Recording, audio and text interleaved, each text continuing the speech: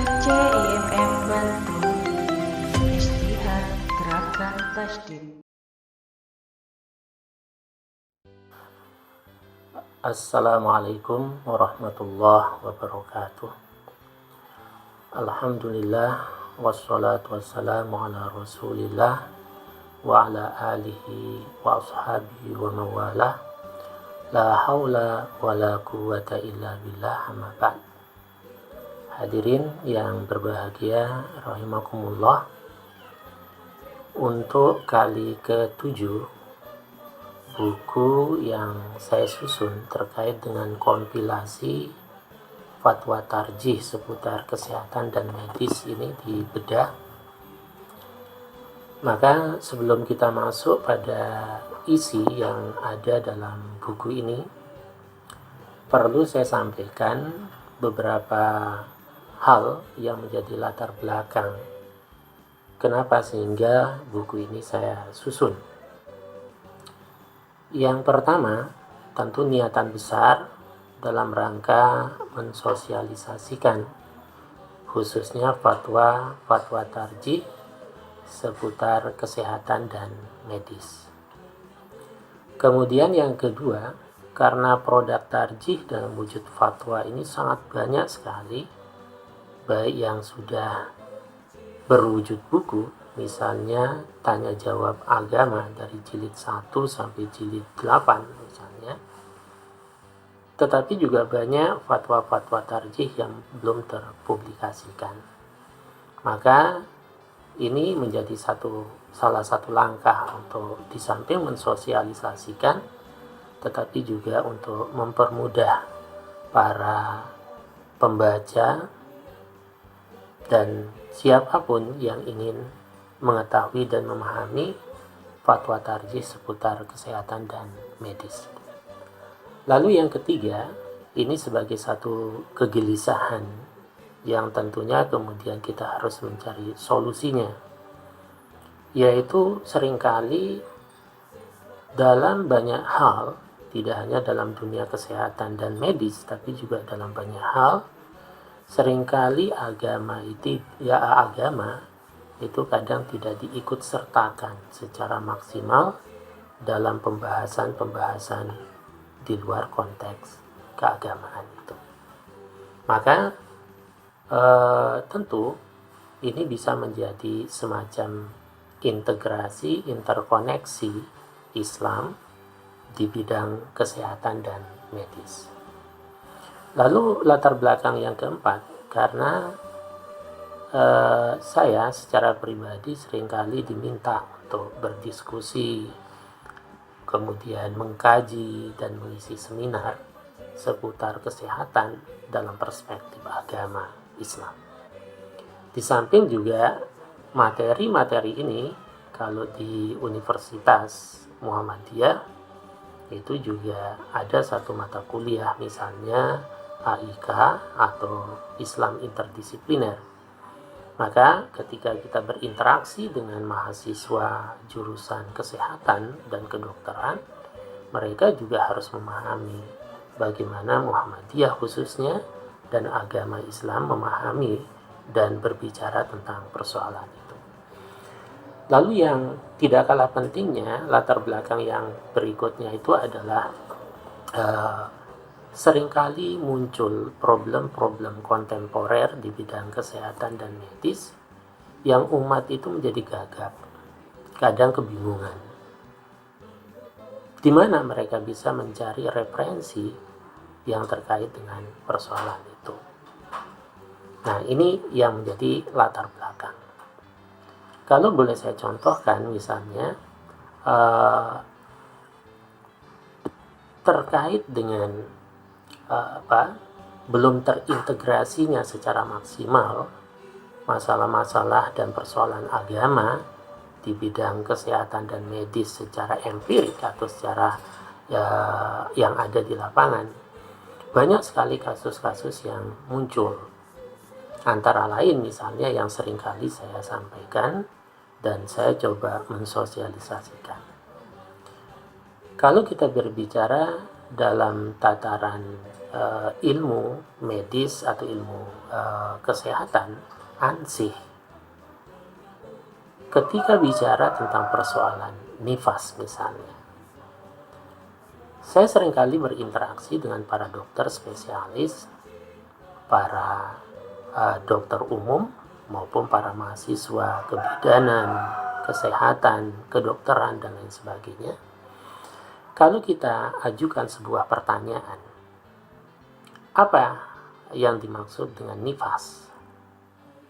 Maka semua pasti akan menjawab, termasuk para dokter spesialis, bahwa nifas itu adalah darah yang keluar setelah melahirkan. Kata kuncinya adalah setelah.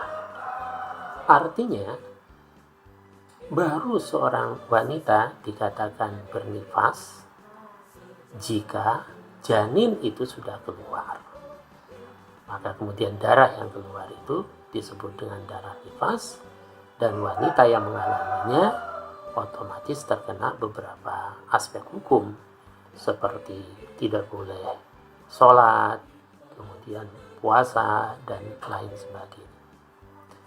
Tetapi kalau kita mengkaji dalam khazanah fikih Islam, dalam perspektif hukum Islam, ternyata teori tentang nifas itu pun juga beragam. Nah, dari keragaman ini kemudian kita berpikir, dan kita harus bisa memilih satu teori yang tentu relevan, argumentatif, dan juga melahirkan nilai-nilai kemaslahatan dan nilai-nilai taisir atau kemudahan. Salah satu teori tentang nifas itu mengatakan bahwa an-nifas atau nifas itu adalah adam yanzilu ba'dal wiladah, setelah melahirkan. Tetapi dalam teori lain mengatakan li'ajlil wiladah, akibat melahirkan. Nah, karena itu kita paling tidak berhadapan pada dua teori ini secara garis besar. Apakah nifas itu seperti yang ada saat ini, teori yang dikembangkan dan digunakan, yaitu darah yang keluar setelah melahirkan, ataukah yang kedua adalah darah yang keluar akibat melahirkan? Tentu memilih salah satu teori ini memiliki implikasi hukum, memiliki dampak hukum. Kalau kita menggunakan teori yang pertama, bahwa nifas itu adalah darah yang keluar setelah melahirkan, maka tentu startnya orang dikatakan bernifas itu adalah setelah bayi keluar. Tetapi kalau kita menggunakan teori yang kedua, yaitu darah yang keluar akibat melahirkan, maka tentu startnya itu bukan setelah, tetapi pada saat atau ketika sebelum bayi keluar, ketika proses itu terjadi, dan juga setelah bayi keluar. Artinya bahwa proses dan orang dikatakan nifas itu sejak terjadinya proses persalinan, di mana kita tahu bahwa proses persalinan itu kan ada yang namanya kontraksi, sehingga terjadi pembukaan 1, 2, dan seterusnya, keluar bercak darah. Kalau kita menggunakan teori yang kedua, maka hitungannya seperti itu. Yang menarik ketika hal ini saya sampaikan di hadapan para dokter spesialis, mereka ya tentu banyak yang menolak, karena teori medisnya mengatakan seperti itu. Tetapi ketika kita integrasikan dengan agama, bahwa salah satu prinsip dalam agama kita itu adalah taisir, memberikan kemudahan, yassiru wala tu'assiru, permudah, jangan dipersulit. Tetapi bukan memudah-mudahkan, tentu ada argumentasinya. Maka ketika hal itu ditolak, saya mengajukan pertanyaan lain yang terkait dengan realitasnya, bahwa wanita yang melahirkan itu pun juga karakteristiknya kan beragam.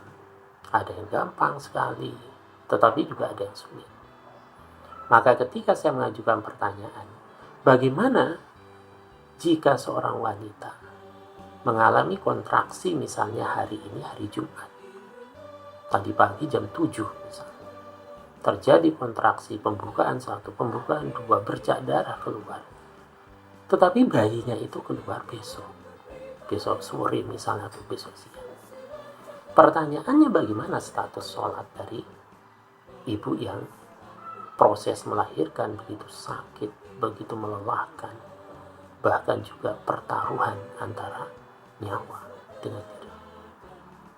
Nah, ini menjadi satu pertimbangan. Kemudian hal-hal lain yang bermunculan misalnya dalam dunia kesehatan pada khususnya dan di masyarakat pada umumnya, yaitu banyak sekali alternatif pengobatan. Sehingga muncul pertanyaan, bagaimana hukumnya menjadikan ruqyah itu sebagai pengobatan? Bagaimana hukumnya menjadikan hipnotis itu sebagai proses pengobatan yang kemudian kita sebut atau dikenal dengan hipnoterapi? Agama harus berbicara tentang persoalan itu. Nah, sehingga artinya bahwa medis itu tidak bisa berjalan sendiri. Ilmu-ilmu lain juga tidak bisa berjalan sendiri. Harus diintegrasikan dengan perspektif agama. Nah, karena itulah maka buku ini saya coba susun dengan pertimbangan-pertimbangan semacam itu. Apalagi pada era ini misalnya kasus-kasus yang seringkali diperdebatkan tentang vaksinasi, imunisasi, yang tentu bahan dasarnya itu atau paling tidak unsur yang digunakan salah satunya adalah dari B2. Nah, bagaimana kemudian Islam memandang persoalan itu? Ini juga menjadi perdebatan yang tentu kita harus memberikan jawaban dan solusi yang tepat dan ideal, perspektif kesehatan dan agama. Nah, maka dalam buku ini ada 3 bagian yang saya coba, dan baru seputar fatwa ya. Belum kita berbicara nanti seputar tidak hanya sekedar fatwa tapi juga putusan-putusan. Nah, sehingga semoga nanti pada edisi-edisi berikutnya ini akan saya kembangkan. Tidak hanya fatwa tetapi juga putusan harus dimunculkan. Karena ada salah satu putusan yang terkait dengan pengobatan, misalnya pada Munas di Sumatera Barat, di Padang, Sumatera Barat, itu sudah berbicara tentang pengobatan alternatif. Nah, ini kan menarik, kemudian kita akan coba gabungkan di situ. Ya, dalam buku ini ada 3 bagian. Yang pertama di situ bicara tentang Islam, higienitas dan kesehatan. Itu sekitar 30 fatwa di dalam bagian pertama ini, mulai dalam kajian-kajian tentang aqsamul miyah, tetapi tentu dalam paradigma yang berkemajuan. Sebab selama ini ketika orang bicara tentang aqsamul miyah, macam-macam air, itu kita masih terbelakang. Perspektifnya itu masih perspektif fikih klasik. Asal sudah memenuhi minimal 2 kullah, itu sudah thahirul mutahhir, suci dan mensucikan, dianggap sebagai air mutlak. Tetapi dalam perspektif fikih yang berkemajuan tidak hanya itu, tetapi juga harus dilihat apakah di situ dalam air yang sekalipun melebihi 2 kullah itu terdapat bakteri yang merugikan, membahayakan atau tidak. Itu juga patut menjadi pertimbangan. Jangan sampai asal sudah 2 kullah kemudian digunakan untuk wudhu beramai-ramai, di antara mereka itu ada yang korengan, kudisan dan lain sebagainya, sehingga terkontaminasi bakteri. Orang yang menggunakan air itu sah memang wudhunya, tetapi kan doror, berbahaya, melahirkan resistensi atau bahaya bagi penggunanya. Nah, kemudian yang kedua, di situ saya berbicara tentang wanita dan kesehatan reproduksi. Ya, ini menarik. Nah, kalau kita bicara tentang wanita dan kesehatan reproduksi, menariknya di mana? Yang pertama tentu ini satu hal yang tidak bisa dielakkan, bahwa wanita itu sangat rentan sekali terhadap berbagai macam kemungkinan penyakit-penyakit yang ada hubungannya atau yang terkait dengan alat reproduksi. Nah, satu sisi tidak banyak kemudian para wanita itu yang terjun yang kemudian memaksimalkan kajian-kajian terkait dengan persoalan. Cuma karena waktu kita terbatas, tentu saya tidak akan berbicara lebih jauh tentang persoalan itu, karena saya juga banyak berinteraksi dengan persoalan-persoalan kewanitaan, sehingga seringkali mendapatkan sharing, tanya jawab, curhatan dari para wanita, baik dari ABG bahkan sampai manula. Nah, kemudian bagian yang ketiga adalah operasi dan tindakan medis. Nah, ini problemnya juga banyak. Jadi itu gambaran dari buku yang ada di dalam kompilasi Fatwa Tarjih. Lalu ketika kita kaitkan dengan aspek isi yang ada dalam buku ini, tentu saking banyaknya, maka silakan beberapa di antaranya sudah saya share lewat channel YouTube saya, Najwan Mumtaz, dan juga bisa langsung membaca buku ini. Dan kemudian juga tentu kita akan mengkaji secara maudu'i, ya, secara tematik. Misalnya perlu kita berbicara tentang hipnoterapi, perspektif Islam atau medis misalnya. Kita khusus berbicara tentang bagaimana hukumnya vaksinasi dan lain sebagainya. Ini insya Allah akan saya sampaikan dalam bagian yang kedua. Tetapi dalam bagian yang pertama ini secara garis besarnya terlebih dahulu. Ketika kita berbicara tentang persoalan yang berhubungan dengan masalah pengobatan khususnya, ya tentu di situ ada banyak hal yang harus kita pertimbangkan, yang harus kita perhatikan. Nah, sehingga kalau kita merujuk pada putusan dari Majelis Tarjih atau putusan Munas Tarjih Muhammadiyah, di situ sudah banyak sekali memberikan satu pandangan-pandangan, baik yang bersifat teologis, kemudian yang bersifat hukum praksisnya, itu juga sudah dibicarakan di situ. Misalnya dasar pijakan. Kalau kita berbicara tentang proses pengobatan dalam perspektif Islam, tentu dasar pijakan utamanya ya Al-Quran dan As-Sunnah, dengan pemahaman dan interpretasi yang tepat dan berkemajuan. Contoh misalnya dalam surat Asy-Syu'ara ayat 80, Allah menegaskan, dan ayat ini seringkali dijadikan sebagai moto, khususnya di rumah sakit PKU Muhammadiyah, yaitu wa idza maridtu fahuwa yasfi. Apabila aku sakit, maka dialah Allah yang menyembuhkan. Nah, interpretasinya tentu ikhtiar itu harus kita lakukan secara maksimal, secara ideal, dan secara benar. Tapi pada sisi yang lain, eksistensi Allah sebagai zat yang maha memberikan penyembuhan jangan sampai dinafikan. Sebab banyak orang berobat kemudian merasa pede sekali, pokoknya dengan obat itu dia akan sembuh. Tidak berdoa kepada Allah, tidak memohon kesembuhan kepada Allah. Nah, ini tentu cara yang tidak tepat. Di samping juga kalau kita menafikan eksistensi Allah sebagai zat yang menyembuhkan, seringkali orang kemudian dalam proses pengobatan itu tidak memperhatikan halal dan haram. Yang penting sembuh. Jadi tidak memperhatikan ini boleh atau tidak. Sehingga seringkali kita menemukan fenomena pengobatan, terutama pengobatan alternatif. Ada yang menggunakan misalnya proses pengobatan yang syirik. Maka nanti ketika kita bicara tentang ruqyah, itu juga harus selektif. Karena ada juga kategorisasinya. Kan ada ruqyah itu yang syar'iyah, yang sesuai dengan syariat. Ada ruqyah syirkiyah, yang di situ masuk unsur-unsur kesyirikan. Ini harus diperhatikan. Ada lagi model pengobatan, misalnya pengobatan alternatif dengan menggunakan media, memindahkan penyakit itu kepada binatang misalnya. Ini kan problem.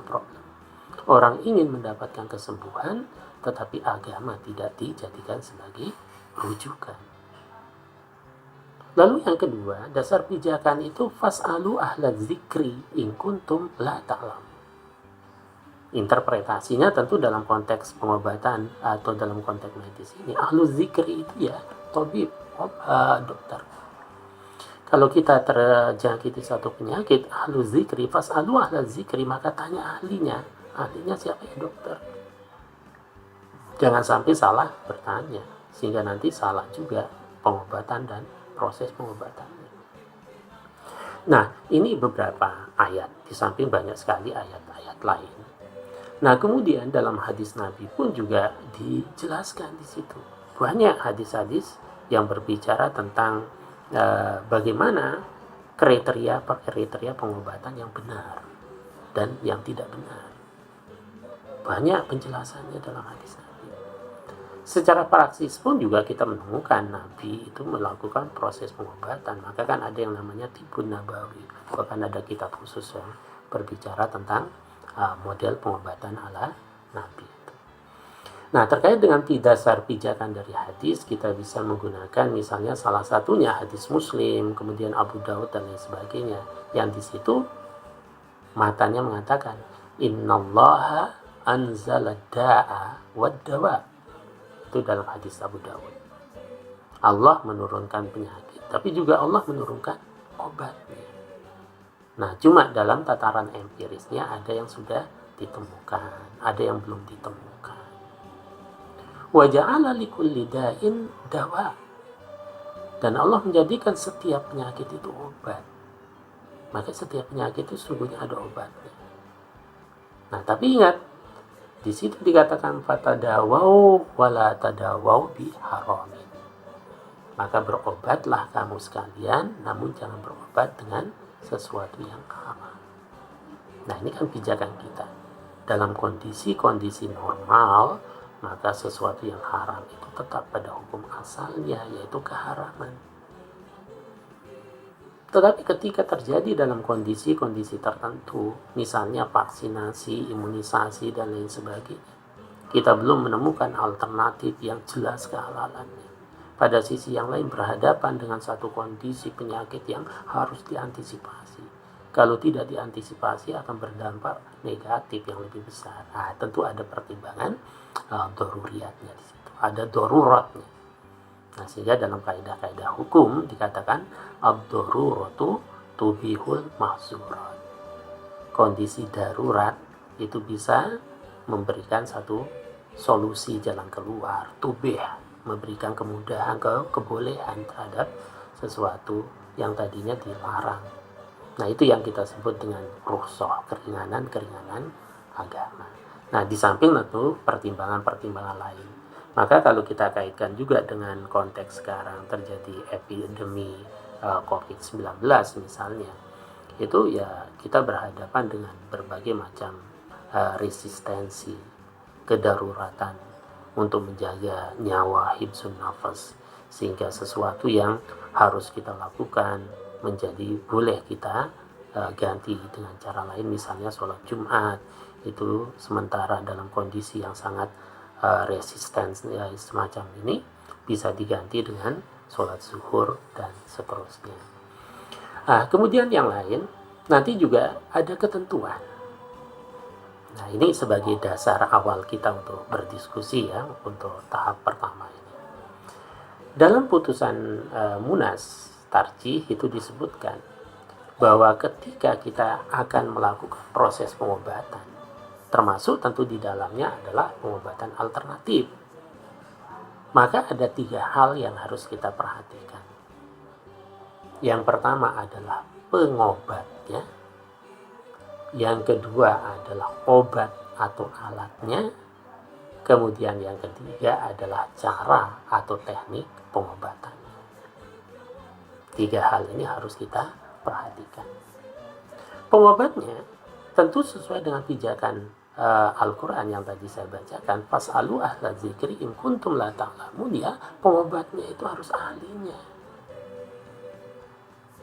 Nah, karena itulah saat ini ketika kita akan melakukan proses pengobatan, ya kita harus bertanya kepada ahli, konsultasi kepada ahli. periksa kepada ahlinya sehingga tidak terjadi malpraktek, malpengobatan ahli zikir. Lalu pengobatan itu juga yang harus diperhatikan adalah tidak merusak dan membahayakan akidah. Nah, kalau kita misalnya ingin sembuh tetapi pergi ke dukun mistik misalnya, ya tentu dengan cara-cara yang bisa merusak akidah, melakukan kesyirikan, harus ditinggalkan. Jangan sampai ingin meraih kesembuhan tetapi justru mendatangkan kemudaratan. Lalu ya pengobatnya tentu ada pertimbangan akhlak ya. Ya, itu juga sangat penting karena beragama itu tidak hanya akidah dan tidak hanya persoalan hukum tetapi persoalan moralitas, akhlak, cara-caranya dan lain sebagainya. Dia melakukan seperti apa. Misalnya pengobat ketika dia memindahkan penyakit seorang ke kambing misalnya, ke binatang, ya nggak berakhlak. Kemudian pertimbangan yang kedua itu adalah obat atau alatnya. Ya tentu secara hukum asal ya bukan obat yang haram. Terlebih lagi dalam kondisi-kondisi normal. Kemudian tidak mengandung unsur yang membahayakan. Karena Rasulullah SAW bersabda, la dororo wala diror. Janganlah membuat sesuatu yang membahayakan dirimu sendiri dan jangan pula berbuat sesuatu yang membahayakan orang lain. Nah, dari hadis itu muncul kaidah fikih ad-darar yuzal. Kemudaratan, resistensi negatif atau dampak yang buruk itu harus dihilangkan. Nah, ini yang kedua. Kemudian yang ketiga adalah cara atau tekniknya. Nah, jadi caranya itu bagaimana? Jangan sampai kita terkesima dengan penampilan atau casing. Nanti jangan sampai casingnya itu kok wah menarik, ini ustadz, ini kiai. Tapi cara-caranya itu kesyirikan, itu juga harus kita perhatikan. Nah, tekniknya pertama tidak mengandung syirik, bid'ah dan khurafat. Sebab akidah itu harus kita pertahankan, harus kita sterilkan, harus kita murnikan semurni-murninya. Sehingga ketika kita berobat pun juga jangan sampai kita menggadaikan akidah kita.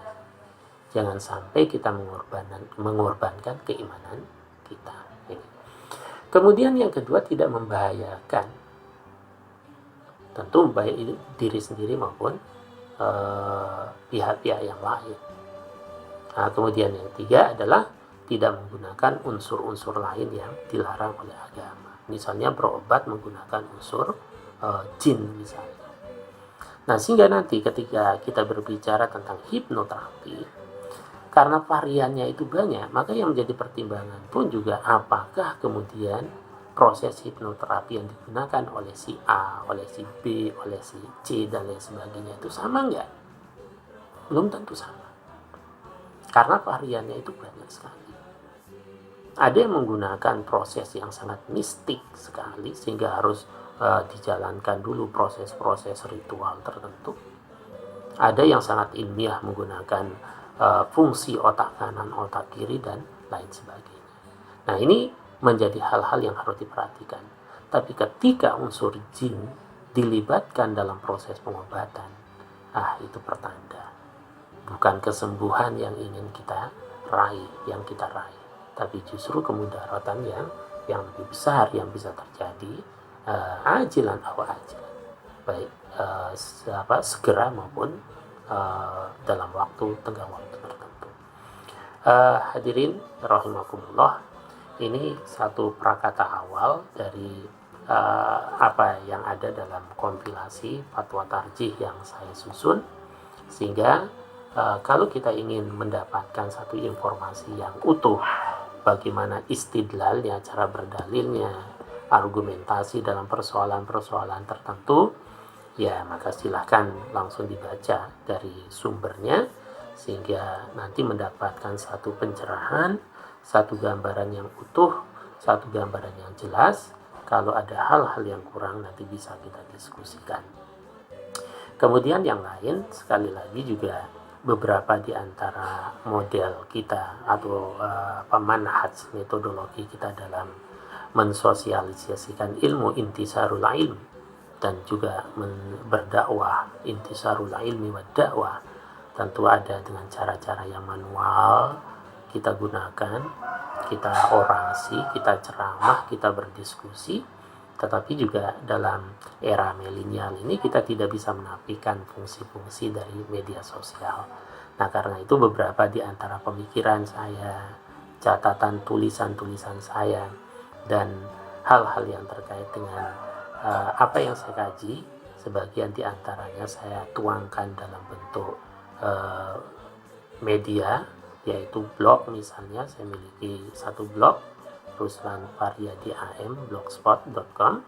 Kemudian yang kedua yaitu channel YouTube Najwan Mumtaz, itu saya jadikan media, di samping juga berdakwah lewat WA, dan kita sharing ilmu-ilmu yang bisa memberikan manfaat untuk orang banyak. Untuk sementara saya kira itu sebagai pengantar. Insya Allah kita akan bertemu pada sesi yang kedua. Dengan demikian cukup sekian. Wabillahi taufiq wal hidayah. Assalamualaikum warahmatullahi wabarakatuh.